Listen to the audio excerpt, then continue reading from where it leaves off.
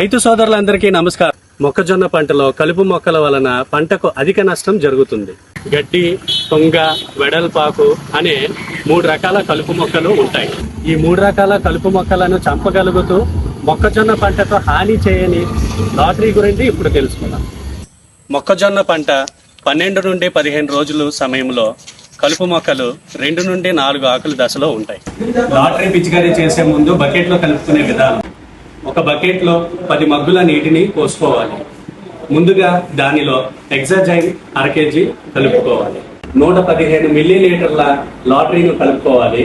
చివరగా 400 మిల్లీలీటర్ల సర్ఫాక్టేట్ను దానిలో కలుపుకోవాలి. ఇలా కలిపిన ద్రావకాన్ని ముందుగా సగం నీటితో కలిపిన స్ప్రే ట్యాంక్లో ఒక మగ్గుతో పోసుకోవాలి. తర్వాత స్ప్రే పంపును పూర్తిగా నింపుకొని కలుపు మొక్కలు పూర్తిగా తడిచే విధంగా పిచికారీ చేసుకోవాలి.